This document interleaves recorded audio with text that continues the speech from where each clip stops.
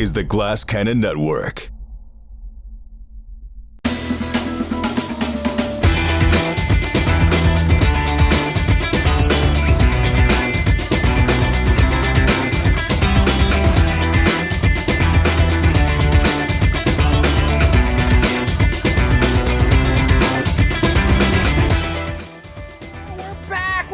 At booth 174 right here on the exhibition floor at Gen Con 2023. Me and this old sack of potatoes just ate some potatoes. Had a little liquid encouragement, and then we walked around the con a little bit, got to take in about 3 seconds of it, and now we're right back to work. I bought something. What'd you buy? I bought an upgraded starter token for Wingspan because I'm not a nerd. Yeah. What kind of bird is it? It's the scissortail flycatcher. That's Come on. right. The state bird of Oklahoma. You got to know these things. I'm sorry. He's a new Wingspan player. He's learning. He lingers a lot of booths. I don't like walking with him. I like to be by myself. But listen, we've got a very exciting hour coming up, and then after this, D&D 5e. Paula Deming is going to be running a little 5e. Glass Cannon Network doing 5e. What's going? Dogs and cats. Check that out. That's happening from 4 to 6, and then tonight, sold out at Helium Comedy Club, Glass Cannon Live. We're starting book 4 of Strange Aeons. You want a ticket? Tough shit.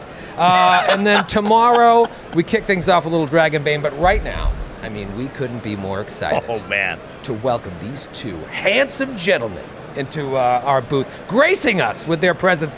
Give it up for Matthew Lillard and Bill Rehor from Beadle Grimm. Hey, how about that? Yeah. That your energy. I just feel like I could go kill a man. You're on fire. See, especially because right before it starts, we're all just sitting here calmly talking. I know, you really took me by as soon as surprise. I go right into P.T. Barnum mode. And then this ends and I go right back to my thoughts. How is your Gen Con going so far? Great. We just did a live show of Faster Purple Worm Kill, which was nice. Was it fun? It was. We always expect about 12 people in the audience, but we had well over 200, which is pretty exciting for 11 o'clock or 12 o'clock on a Thursday, first day of the con. So not to mention a show that nobody has heard about yet because it's not actually out on TV yet. Yeah. So they trusted us just based on, I don't know. Yeah. Well, that's a good brief introduction for people that don't know. What we're talking about here is Faster Purple Worm Kill, an upcoming TV show produced by Beadle Grimm and their partners, and it's Troy and I were involved. We've got some clips to show you. I can't wait. We're going to do that later. It's going to be amazing. But first, we wanted to catch up with these guys and learn a little more about Beadle Grimm and how the whole project got started and stuff. Yeah, we've talked about you guys so much on here, and there's so much overlap between our fans and your fans, but I think there's a lot of people that don't know, how you came to be. They're just like, Matthew Lillard, he's a nerd? Is he a real nerd? Or a fake that nerd? guy? Pretend nerd. How did you, because we know a little bit about this, but I think they'd find it very interesting. How did you guys come to be? You all went to acting school together. Yeah. I guess I'll take our history, and then you can pitch Beadle Grimm. Sure. we all went to acting school at Circle. We went to Circle in the Square in New York back in the early 90s. We met when we were 21. All of us had played as kids. We'd all played Dungeons and Dragons as kids, and sort of had grown out of that phase at some junction in our life, except for John Ciccolini, who came to Circle in the Square at 21 years old, packing all 4 core rule books for D&D. And I was like, dude, what is up with this? And I pulled him off the shelf one day. He's like, yeah, I play Dungeons and Dragons. I'm like, bro, that's lame. Gave him a wedgie. Yeah, I was like, what a dork. Pushed him down the stairs. And then at some point I was like, we started talking. I was mocking him in front of our friends. I was like, he still has his D&D books. And everyone's like, oh, that sounds amazing. Yeah. And so one day, literally after the Super Bowl one year. Yep. One of Buffalo's many losses. We decided, instead of going to a Super Bowl after party, we decided to go to Circle in the Square. We had access to the lobby area of Broadway Theater, a legendary Broadway theater in New York, and we played Dungeons and Dragons from 11 o'clock at night till 6 in the morning. That's amazing. We're all well over 50. I mean, I'm 53, and we've been playing together as a group continuously since. So 30 plus years. Yeah. Wow. That's Yeah, wild. that's We awesome. were just hanging out in San Diego at Comic-Con, and I had mentioned that I took the Circle in the Square like summer acting program back when I was. Hilarious. So I know that lobby. I know what a great lobby to sit Right? and play Right? D&D. Yeah. So dramatic and Big and wonderful, huge. And, please don't tell them we did that. yeah. Images of James Earl Jones hanging over your shoulder. So you play this game, you get together, you start forming these bonds now, both in acting school and then after hours while slinging dice. What happens from there? Obviously, you all go on to have your careers, and you're just continually playing with each other. And then in one day, you're like, Yeah, "We let's should- rephrase that a little bit. We should start a business." I know what I Just said. continually playing with nonstop. each other. Careers, yeah. Yeah. So we all went into our own vocations, and it's Paul Shapiro, John Ciccolini, and my brother Charlie Rehor. The five of us played together pretty continuously all these years, and we're all really creative people, and we had all been sort of looking for a project that we could work on together, sort of, and that really accentuated itself as we got to sort of our midlife crisis age. Yeah. It was either start a company or, buy a Corvette. And so we started. And none of us had the money for a Corvette. That's right. Sure. So we went to, Matt got invited to the Stream of Annihilation, which was one of the early streams that Dungeons & Dragons hosted in Seattle. And while we were there, we were just kind of spitballing ideas for what a Dungeons & Dragons adjacent company might be, and how we could put all these years of experience and all of our creativity into something that we were really passionate about. And something came up that Matt had directed a film called Fat Kid Rules the World. Yeah. Check it out nowhere. Can't find it. I was Awesome. not offered an Fantastic film, and the soundtrack was done by Mr. Mike McCready, who is the guitarist for Pearl Jam. Did an amazing soundtrack for this movie. Yeah. And so he did a Kickstarter to raise money for distribution, which went swimmingly well. And one of the things that was offered was one of these big box sets of Pearl Jam. So it was, I think it was the first 3 albums on vinyl, and a big book, and a cassette tape from one of the live shows. Just like this super, in-depth, super fan thing. Yeah. Big box set. And I bought it because I am a big Pearl Jam super fan, and I wanted to support this guy. And I was thinking about that product, and how in music you've got these sort of levels of, if you're a casual fan, you buy a CD for $13, and if you're a more serious fan, you might have the whole collection or whatever. But I realize I'm talking about physical music, which is not actually a thing anymore, but that's how old we are. But for the super fan, there are these products available that you can really immerse yourself in, and feel like you've got this greater connection and learn more about this thing that you're passionate about. And when we looked around the RPG space, we just didn't really see those kinds of products. And as people like us get older and we start to have more money than time, as a general rule, than we did when we were 18, when you might have burn the corners on the little note that you make for your players, to age it and make it look in-world and all that stuff. And you had time for that shit.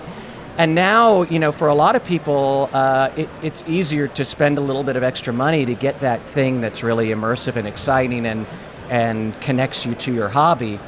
So we thought that making sort of a boxed set, some kind of a super fan edition of TTRPG products would be interesting to people, and fortunately it was. Yeah. So Yeah. so that's how it all started, and we became licensees of Wizards of the Coast, and they really understood where we were going with it. One of the first things they said to us when we met with them was, there's no shortage of people who want to play role-playing games. The shortage is people who are brave enough to DM them.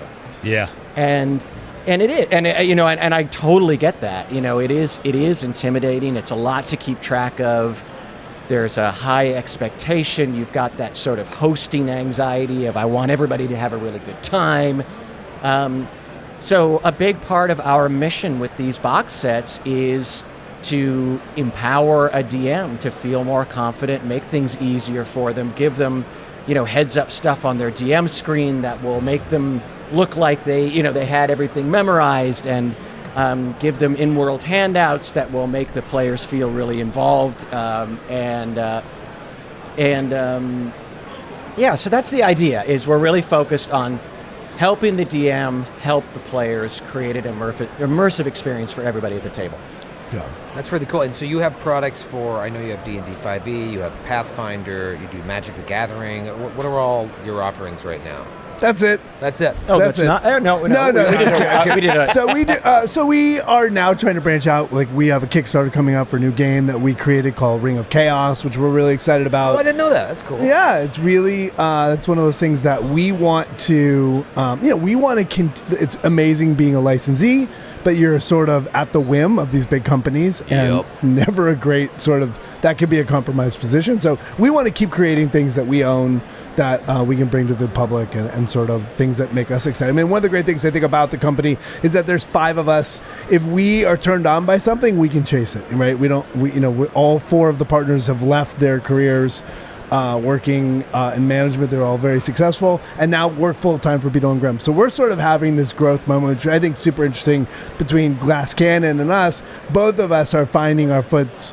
Our foothold in our industry, and I think I can speak for both of us when I say that, like, we all would have been, huge fans of coming here to Gen Con, just like hanging out and walking the floor and buying games and stuff like that. Yeah. And now, like, we both have a booth on the floor. Like, it's just so cool. It's such a cool thing to be able to do. And we are so excited for you guys. I mean, we've been big fans, and it's awesome to watch you guys grow. And I mean, you guys own this fucking con. I mean, you are doing shows non-stop. Well, we couldn't get anyone. We just did a live show, and we couldn't get anyone because they were working with you. They're all booked. Sons of bitches. You guys have the best talent. You guys have a great approach to the business. We hosted a party in my house to continually welcome you guys into the California space, and we just love you. that was so kind. Did we talk about that on Fodder or anything? No, that? I don't think we ever talked about it. Yeah, for anybody that doesn't know, when we went out to LA last year,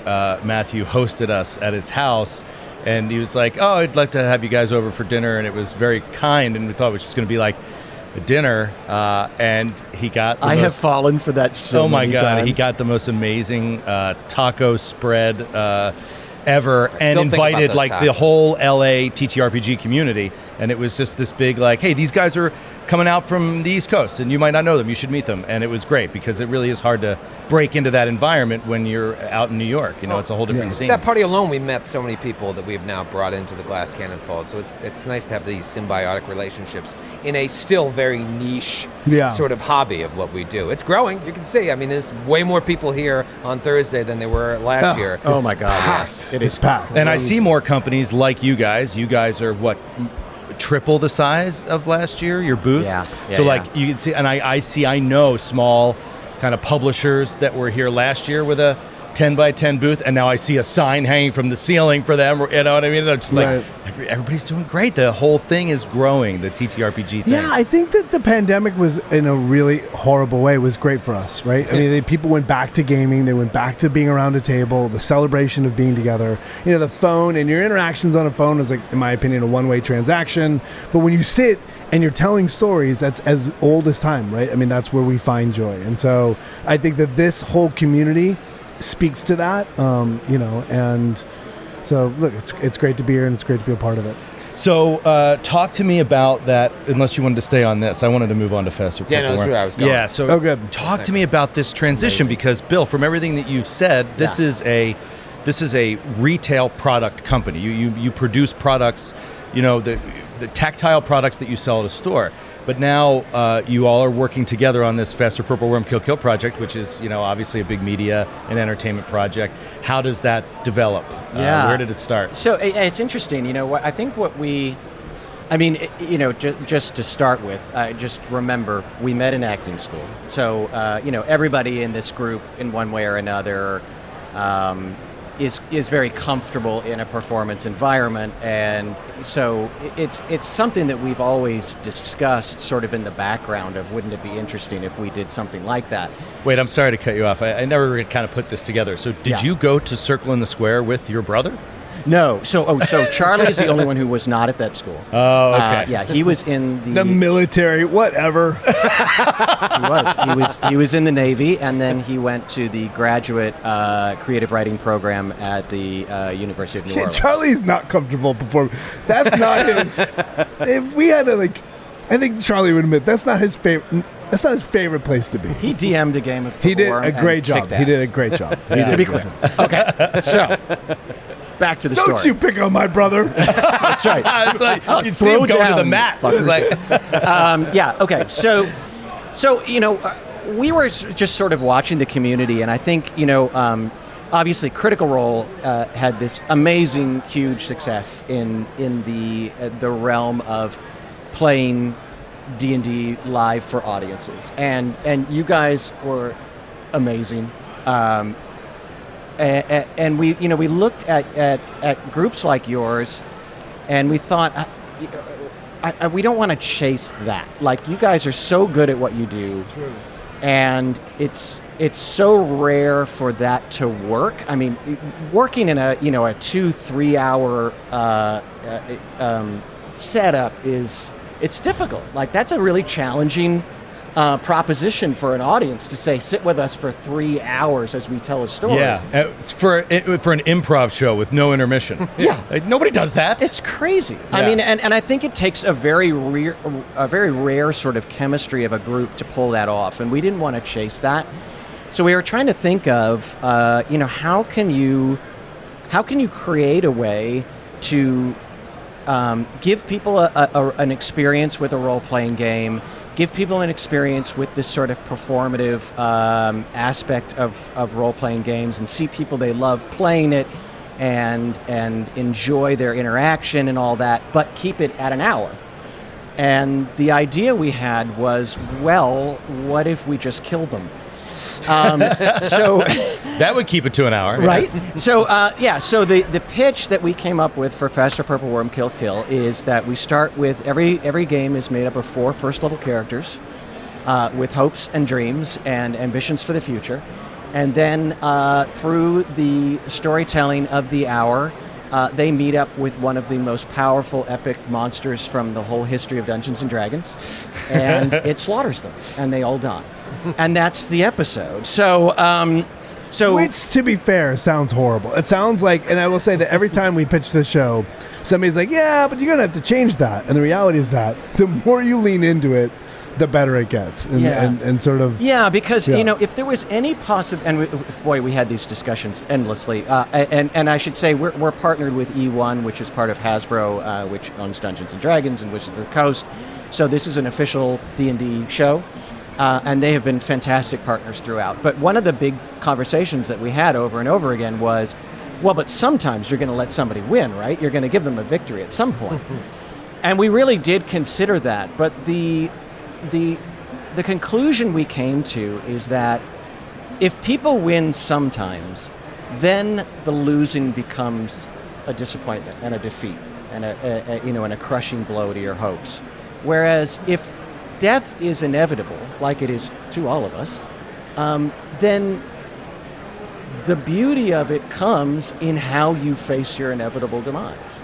And like all of us, you can face it in any number of ways, but watching these groups of people who know they are going to die try to face up to that challenge with as much courage as they can muster and do the best job that they can in impossible circumstances actually feels pretty meanful a lot of the time, and other times it's just absolutely hilarious. Yeah, and that is the thing. It is. We pitched it originally.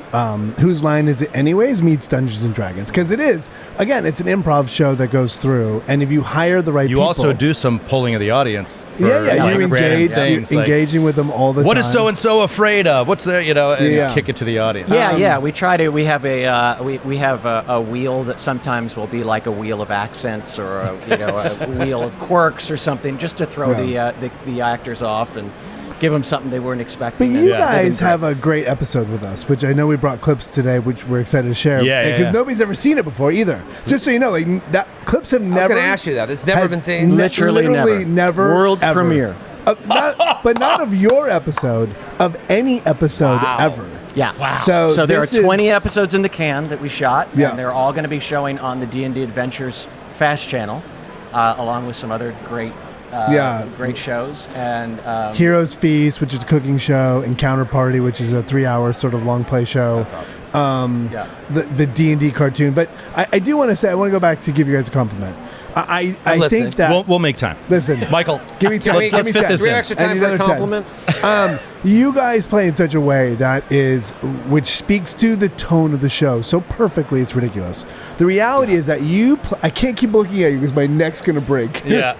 The reality is that you guys play serious game. You guys play a serious game. You care about the characters. You care about the storytelling. You care about the mechanics in the game.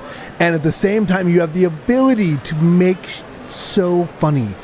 And it's all within the world of the game. Instead of adding shtick or doing, sort of bad comedy, you are playing the game and finding comedic moments. And that is the world that this show lives best in. Right? I care deeply. We want to win. We end up dying. But within that, there's so much territory to mine really rich human comedy. And that's the thing that's been great about the show, is that as the show has progressed, as we found it over 20 episodes, you keep finding these heroic moments. You keep finding these beautifully hilarious examples of play. And to your credit, this show is one of those, your show, that we called it the Glass Cannon Show. It's the only other, identifiable IP or group out there that got a full show. And we literally just gave you, Troy, and your crew. I was like, pick whoever you want. Let's build a Glass Cannon Show. That's how much we respect and love you guys, because we didn't do that for anyone else. Oh, that was so kind. I mean, when you were texting me, you were like, is there people you want to play with? I was like, yes! Yes, it makes such a difference having that chemistry going in, because we feel so comfortable with each other, we can just dance. And I got to guest on another one of the episodes where I didn't know That's anybody right. at the table. Yeah. And that's just as fun as well. But I was really excited that we were able to get a Glass Cannon group together. We've got 3 clips. How about we just give a little taste? Let's with do one. Yeah. And then we'll talk some more. Okay. Can you see it? Are you going to be able to see it? We'll be able to see it We'll over see there. it. You won't be able to hear it, unfortunately. But what we'll Okay. do is, we'll throw it up there just because, just to give you a little bit of background. You already have some idea of what the purpose of the show is. But when he says that, this Glass Cannon group came together, you'll see Troy as a GM and a few favorites from the Glass Cannon Network all got together out in LA to play this game. And this is sort of an introductory part that highlights one particular character. So let's check it out. Yeah. Michael. All right, we're back. Troy, please tell us more about the adventure of Junior Honeycutt. We don't need to play out the whole treacherous journey to the rocks. However, we should narrate it. Dictate to me this journey. What happens? Just tell me the story of this journey to the rocks. Not many people travel here because of how dangerous it is. The entire way to the cave, I keep kneeling down and taking like a little bit of mud from the ground and going, and then nodding before I walk forward. What exactly are you doing with that? I'm just wondering, if the mud Go on. is going to continue the whole way, because I don't want to ruin my boots. His boots. Those are nice boots. They were As given to he's- me by the last elder of my clan who perished in a dragon's fire. So they're very important boots to me. What did you do to the dragon for I it to did destroy nothing. your family? I did nothing. It flew away, and I don't yet have the power of flight.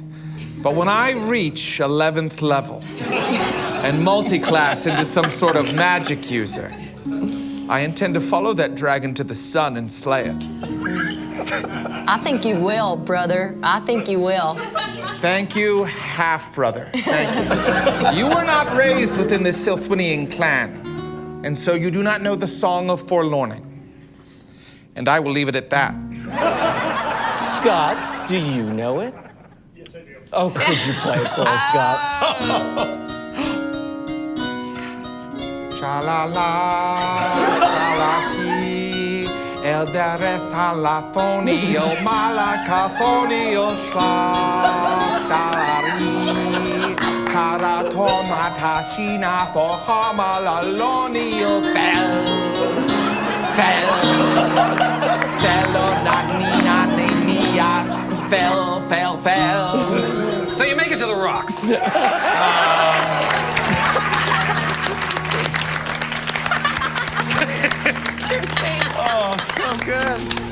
I'm bright red. As the wood elf song floats through the night air, you Gorgeous. My God. And you guys didn't know Jared before this, right? No. Isn't he wonderful? Oh my lord! It's just such a shame he isn't funny, because he'd be the whole package otherwise. I hate everyone you introduced us to. Yeah. You're right. You know, because they're so funny. I say to my kids, I'm like, I'm not funny, I'm charming. And when you see funny, it's humiliating. Yeah, we should also take a second, even though it wasn't involved in the clip, but also featured on another episode of the show, if I'm not mistaken, is I will call our own Ross Bryant. Ross Oh, Bryant, my Lord. Who is beloved You can't have by him. the name. You can't have him. That's my nemesis. You have to share. Nobody should be that talented and Lord. that handsome and so fucking sweet. It's crazy. Yeah, it really He is. is really, really, really a doll of a human being. And look, I think that speaks to the people you're running with are all great, and they're all sort of very unbelievably successful on the show. So it's great. It's an awesome pleasure to work with. Jared with them. also DM'd a show for us. That's and, right. and was amazing. And, And Paula Deming is on another episode, Yes. right? Yeah, that's right. Mary Lou, obviously, is on Nora Ibrahim. Yes, Yeah. several shows. Yeah. Not only did she do 2 shows for us, but we had the second to last show, last day of shooting. We had a COVID issue that forced a couple of people, including the DM of that second to last show, to have to not appear. And it was absolutely the right choice on their part, but we found ourselves the night before with no show. And so John Ciccolini from Beadle Grimm stepped in, came up with a show kind of on the spot, and Nora was one of the players on that who just kind of had to jump in with no time to prepare or think about it. And she was absolutely amazing. I think it was her best of the 3 shows she did for us, and we just love her to death. The thing about that clip I love is Scott Passarella, who we have a live accompanist who plays the entire time. Yeah, and that's all improv, right? He's yeah. improving the music as he goes. He's watching and playing along, and it's like he is such a gift to the show. It is that thing where, 2 days before we started shooting, I looked at the guys and I'm like, we're totally screwed. And they're like, why? I'm like, well, because we have gotten everything we could have possibly wanted. Every step of the way, we got yeses. And, and he was one of those things. I was like, wouldn't it be fun, we were talking collectively, wouldn't it be fun if, we had somebody playing music? And sure enough, we have friends in improv, and Scott plays with the improv group in LA. And we brought him out, and we played a couple live shows to get ready at a place called Guildhall in Burbank, which is a great little bar. Yes. And we went out and played live shows just sort of like to be in with people and give it a test and kick it in the shins to see if the show worked. And he came out and played, jumped in, and we never looked back. We were going to fly him out for the show today. But something about family and vacation, right? Total garbage. Some nonsense. We thought he was garbage. dedicated, but then this happened. But we love Scott. He did an incredible job. You found him through improv, but was he a gamer at all? Had he ever played before? Did he understand the flow of a D&D game? Not really. But to his credit, I think that's he came out and didn't know us from Adam. I just I called him through a contact of that mutual friend that had worked with him and recommended him, and we kind of pitched him the idea, and he was like, well, let me come to the show at Guildhall. I was like, great, that would be great. We'd love for you to watch it. He's like, no, I'm going to bring my stuff and I'll just play along and we'll just see how it goes.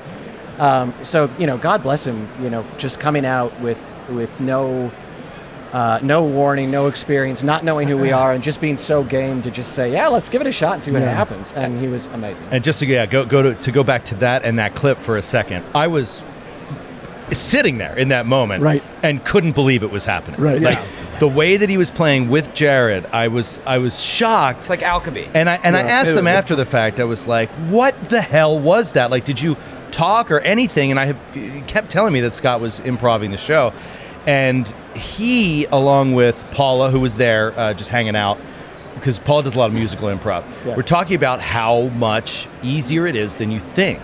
that like. Not to make it sound like it is easy, but did you want to prove that and do a little now? When someone is singing, show us how easy it is. I brought my trumpet. It was just amazing to hear how people that know musical improv, like when someone is changing a note, it's actually sort of intuitive where people naturally go, and you can kind of like feel it out. And if you're a little bit off, it's such a hair trigger change to make it sound right that it sounded like he was playing a song they both already knew. It was crazy. It was crazy. They are far more talented. Let me than I ask am. you, Bill, because you're there. You're there on screen. You're sitting there hosting the show. Yeah, so I'm the host. You're the host of the show. How did that come to be? Did you come in one day, half a bottle of whiskey, like, I'm doing the show. Yeah, right. You're not good enough, Charlie. You're not good enough. You don't tell me. That's not on stage, Charlie. Watch the borders. It's not that far from the truth. It is not No, far actually, the actual honest answer is that I came up with the idea, and so You won. I won. We've made many similar decisions. Yeah. In our company. But I will say there was a lot of like, are we sure that Lord. Bill is the right guy to host this? We don't. You sure? Yeah. Well, yeah. Did you also think from the beginning that it would be a singular host as opposed to having the rotating GMs host? Yeah, we did. I think we all felt like that the show, because it's a brand new cast every show, brand new story every show, most of the time a brand new DM, that we needed some element of consistency to that. No matter who's in there, no matter what story's being told, no matter where the story goes, it would always have an anchor in being a Faster Purple Worm show. And with me as the host and Scott as the musician for all 20 shows, that kind of created that anchor.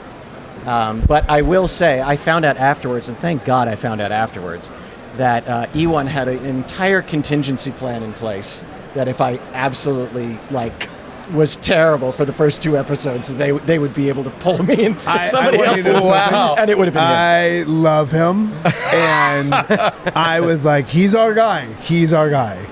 And I wasn't sure. And I will say this. The one thing is, I wasn't. I mean, I don't know. I don't blame you. There's that thing where you're like, how is this going to work? And we weren't sure. The host, like, how often does he jump in? Does he jump in when things are going bad? Like, what does that look like? And to his credit, he was pitch perfect. We have an episode where I have my dad. My dad's has dementia and is quickly moving towards death. Brutal experience. If anyone's out there has that experienced that in life, and there's so many people, God bless you, and it's a really hard thing. So in this moment, the DM had a sort of a family comes back together to resurrect their past father. And in this game, it's like, most of them are funny, but everyone plays different. And so whenever the game, you sort of have to, and I was in a lot of the games, so you kind of have to sit and be in game and not make predetermined sort of expectations of what that game's going to be. And in this game ended up becoming this moment of like my motivation for that character is I really wanted to hug my dad again. And so at the end of every game, we do an epitaph. And part of the epitaph, the purpose of the epitaph is to find closure for these characters. We love these characters, and just to give them a moment to give them a beacon of hope, and they've made an impact on the world. It's this great little piece that we came up with. Bill came up with that is one of those things that it sort of, again, loads the game in a really profound way. But in this moment of like an epitaph, I could see it coming down the table, and it got to me, and I was like, and I had no hope, but it ended up sobbing and crying really hard for an entirely too long, because you're trying to get it together, and we have an audience, and you're like, really don't want to be in that moment. And at the end of that, Bill's like, no epitaph tonight. It's this sort of the ability to follow tone and follow a game is a really hard thing, and he does an incredible job doing that. Thanks, man. It's an art. Appreciate Oh, that's wonderful. I mean, that's what's so cool, and we've experienced this so many times too, because we will be making the most horrific, inappropriate joke 1 minute, but then turning on a dime to really mine the seriousness. Well, that's always been interesting to me as an artist. I don't like using that word, but it can happen in these games. It's very easy for that to happen. So I'm so glad to hear that you were able to have that as well as all the silly comedy as well. 2 things. We got to do another clip because I think you guys shine. Yeah. Second of all, you should use the word artist all the time. I know. Because you saying it it empowers other people to say it. I do agree with that. Yeah, And you're like it's not easy being an icon, bro. it's true. That's what I've read on the internet. But yeah, we should do another clip. And now, which one is this? Is this the one where you do your thing, or is this the one where they're all getting their fears, or they're seeing the wrong person? I think it's the seeing the wrong person. I'm not sure. I think it might be seeing the wrong person. But yeah, let's hop in. This is when we're deep into the adventure now, and Troy is throwing a little curveball our way. Torturing everybody mercilessly. Yeah. You have no idea where you are or how you got there. She's going to stop and feel this invasion in her mind. She's an extremely practiced meditator. So she is going to hold for a moment and meditate and attempt to discern what identity is within her right now that is not her, and see if she can do that. Okay. Maybe like a wisdom check. Yeah, sure, like try. Right, come on, dude, 18. Ooh, nice. She's like, Nice. You try to become one with yourself for a moment and discern what may be entering your mind, and all you know is that it is something far more powerful than you are or could ever be. perhaps this is my key. Mary Lou, your character wakes up in a plaza of some sort. You look up and you see a tall stone tower, impossibly tall. You can't even see the top, as a door at the base of the tower opens and a person walks out. However, the person is in fact Joe's character, but that's not what you see. What you see is a manifestation of your greatest fear. What do you think that is? It's a starving person. It's myself, but gaunt and emaciated, because Ulda's greatest fear is starving to death and not being able to provide for his community and the people he loves. Joe, you walk forward, but you can tell she seems afraid of you. Are you hungry? I have fish in my pack. No, I'm Here, take some fish. Do you remember what happened? No, I woke up here in this plaza, and now I'm talking to myself, except the me I'm talking to is all skin and bones, and I look bad. Stop. You just said, what do you mean you're talking to yourself? Well, aren't you talking to yourself? Because you're talking to me, and hi, me, I'm me. Oh, no. As you get caught in this awful situation, Jared, your wood elf, awakes to Me, Malthera, yes, go ahead. I can't say that. You awake and you're lying on the edge of this enormous fountain. There are several stone statues decorating the fountain. They're human-like to a certain degree, but a little taller and more gaunt, and they're all missing their heads. It's very disconcerting, but you see two people speaking in the distance. One of them you recognize, but the other is the manifestation of your greatest fear. What does Mary Lou look like? The dragon that burned my entire clan, except for my half-brother who's still around. But all of my clan were killed by this dragon. I pull my bow. Do I still have it? Sure. I fire at it.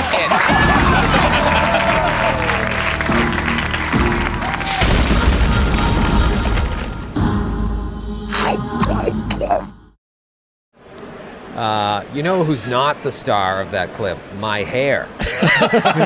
What is going on What there? is going on with your hair? We tried to cut around it, but it didn't. Just blur it out. I'm so used to wearing a hat, and they were like, well, you can't see your eyes. And I was like, all right, just make me look normal. It's impossible.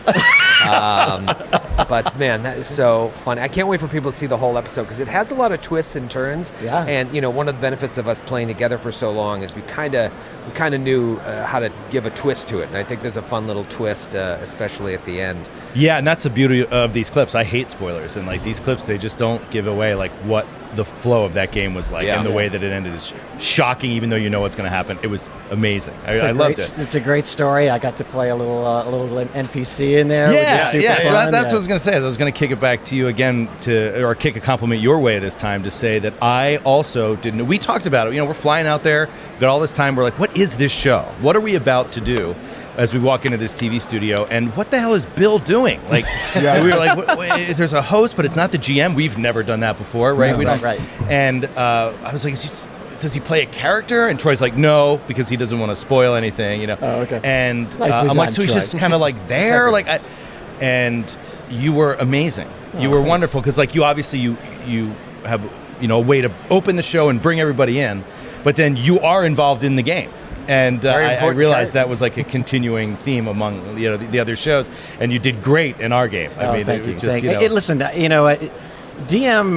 a DM is hard enough, and then trying to be a DM and be the host of the show, which is what most online GMs have to do when they're streaming shows. Like, it's challenging. It's a lot to deal with, and I think at the very least, with every episode, I can take some of those responsibilities off of the GM's plate, do the intros and just be sort of available for whatever happens to come up. And it comes out totally different ways in different episodes, but it was a lot of fun. So safe to assume that's how it went today at Gen Con when you did the show live. You opened the show and introduced everybody. Yeah. We try to emulate the show as best as possible, but we did sort of a more of a introduction of what we're doing. Obviously, we addressed the SAG-AFTRA thing. It was a live show today, SAG striking, so we had to sort of make sure everyone knew that our show does not fall under the scope of the strike order.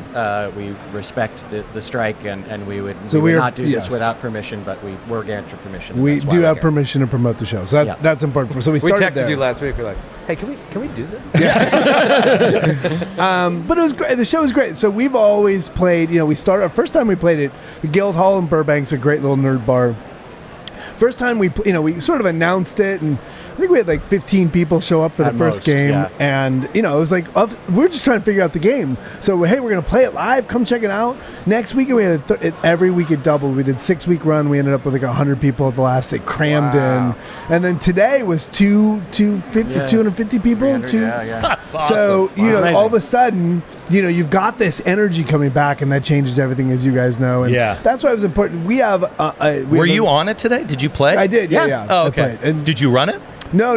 John ran it, and then I was Thorn. Luis Carrazzo, Kellen Coleman, and Gabe Hicks were the other nice. players. It was All super fun. fantastic. They were great. They were all on the TV show. So we figured like our first live show in front of a big audience like this, it was going to be sort of a different level of difficulty. So we wanted to have veterans who knew the show and had experience with it, and they all just kicked ass today. And we gave away a bunch of free shit, so we had lots of people there. Right, yeah, we bought a lot of sympathy. Now we know why there was over 200 people there. That's right. It was a good little gig, so it was fun. And I have to say, we are so excited about what's coming, right? We know the show. We've seen every episode. We're like, the great thing is we'd shoot hour and 10 minutes. We cut it down to 48 minutes, so everything's super juicy. The stories are great. The shows are really tight. But we're like, we've been sitting on it. So we haven't got a chance to share it. Like I said, this is the first time anyone's seen it. So even today, watching, as we sit in the booth, watching people sitting out there, watching your clips, laughing, gives us this sense of like, oh, we didn't completely screw this up, right? We're like, there's a real anticipation about this, and so thank you for having us on today. It's been awesome. Oh yeah. Now let's talk about the future a little bit. Do we know when it's going to be released? How people are going to be able to consume it? Anything you can share? Or is it still top secret? Yeah, expectations they'll come out in September. Early September. It's on a new streaming fast channel called Faster. Name the channel after you? It's called Dungeons and Dragons Adventures. Amazing. And there's a couple other shows like we mentioned before that are on there. But yeah, it will be on like a Roku system and on these streaming fast channels. Scheduled once a week to release an episode once a week, so it's great. Amazing. Did you say when, or there's no idea? Yeah, no yet? firm date yet, but it'll be probably early September. And, soon. Oh wow. Yeah, soon. Everything's ready. I mean, there's Encounter Parties, the other show. I feel like I have to promote the other shows as well. Yeah. Heroes Feast, which is a cooking show. Yeah. So basically, look, the entire channel is Dungeons and Dragons, really pushing out Dungeons and Dragons materials. They've been incredible for us. Like I said, they gave us everything we could possibly want. I mean, they let us keep the name Faster Purple Worm Kill Kill. Do you know How unlikely that is. Where did it come from? The title. Well, so it's an old there's an old cult classic sort of crime exploitation film called Faster Pussycat. Yeah. So that was it. Yeah. Oh, okay. So that it was just a play on that we never thought would ever get through, and God bless them, they let us do it. So it's so strange that we got this far. We have no. I mean, it is this thing where, you know, to be honest, it's not like we're making $1 gazillion. When you think of like a TV show, that's not what's happening here. We really went forward with the deal because we wanted to be a brand sort of exposure and an ambassador for the brand. If the show does well, I'm sure we'll be fine. But to where we are now and how excited we are about what's happening with it and what ended up turning out, we feel pretty lucky, pretty blessed, to be honest. Very much. Awesome. And it's so fun to do. You know, I mean, if the only thing that comes out of this is that we get to keep doing live shows from time to time, that would be fantastic. But we're so proud of every episode that we shot, and I really can't wait to share it with people. So that's great. Well, we got one more, right? One more clip. We can show one more. Let's do it. I have no idea what's happening in this clip. It might not be safe for work. We don't know. So just be careful. Is this your twist at the end? No, that wasn't clipped, which I'm glad. I think it is very Joe-centric, though, because I remember being shocked that you looked decent on camera. It's the hair. Yeah, it was the hair. Let's check out this final clip. Yeah. He's gonna go to try and chop at one of these tentacles to see what happens. Roll to hit. Okay, well, here we go. Oh my God, 19. 19 is a hit. I'm going to say with the force of that blow, you actually sever one of the tentacles. Yes! It wriggles into the water, still twitching. However, creatures such as this has something known as a legendary action. Boo. And so while you cut off one tentacle, boo all you want. Another tentacle just latches out to attack you. Let me know if a 21 hits you. Oh, okay. Yeah, I'll let you know. Yes, it does. 21 hits you, okay. Another one comes up, leeches onto your head, and squeezes, and your head explodes. Joe, Ophelia is up. You just see this. What is your reaction? She just reaches behind her and grabs this this yuklwa, this weapon that is basically it's a 3-foot like wooden pole with a blade at the end of it, and it is a thrown weapon. And she just pulls it and thinks just needle in the brain, right? Like up the nose, one shot, dead. So she pulls that thing out and just wham! Slow-mo. Follow through. Come on, Ophelia. Go out strong, baby. It's a 12. It's a 12. Doesn't matter which show it is, Joe will find a way to fail spectacularly. That was like your big moment. You talked about how facing death, what do you do with the time that you have? Yeah. And I miss Yeah, with my attack. That's what I do with the time that I have. Like bravely, like with full conviction. Hey, That's I why didn't we run love away. you. I didn't run away. I will say this, and I won't give it away, but of the 20 shows, your twist at the end, that little beat, is one of my favorite and I'm not bullshitting you. I swear to God, it's one of my favorite beats in the entire series. I can't wait for people to see it. Yeah. Cannot wait. I said the same thing. I was like, that's a game changer. Yeah, it was awesome. Yeah, we had so much fun. We can't thank you enough for letting us be a part of it. Season 2? Is it too early to decide? It is. It's Way not too early for us to hope. So we are in mid-hope. If one can dream. Exactly. I expect a phone call. By the way, I'll just say to the people out there, if you've never seen them play live, if you haven't had a chance to see them in the city near you, go see them, because sitting in that dark theater is literally what theater's about, right? Yeah, and I think it's such a joy. And this is when we first met, like at least you and I, was here in Indy at Helium Comedy Club. You saw the show. I went backstage. You came backstage. I cried. Yeah, and you were like, you guys play the game. the way me and my friends always played the game, Yeah. and you loved it. I don't know how I got to that show. I emailed you. I said, "Hey, do you want to come see our show?" Because we had like talked a little bit, played in a game together. Oh, that's right. And we that's had right. met. I That's think right. we had talked Showed as up. like fellow licensees of Paizo and Pathfinder. Yes. And you guys were working on Pathfinder products. Oh, and that's we right. played We talked Pathfinder. about doing stuff. Right. So yeah, we yeah, just yeah. sort of started with that, and then you're like, you should come see the show. But we had never actually talked. And then you came I went backstage. backstage. and- We did some show together, and I had your number, and so I just texted you out of the blue, and then you freaking show up backstage, and we felt like Pearl Jam. We felt like Pearl Jam. It was awesome. Oh my God. Well, thank you so much for joining us. We should just play some more games together, do some more stuff together. 'Cause Yeah, Can't wait. please. Magic We're in. happens. Yeah, we love you guys. Stay tuned, Naish. Coming up next, Dungeons and Dragons 5th edition. No, but not before an interview. Oh, pardon me. Paizo had some big breaking news today. They at their keynote company address, they broke the big news. If you haven't heard what it is yet, you'll find out next in a pre-recorded interview I did with Thurston Hillman from Paizo. So, That is a tease. yeah. That is a pro tease. Pro. Check it out. You're good. And then D&D 5. And then DD5. Bye, everybody. And then our show. Bye, guys. Thank you.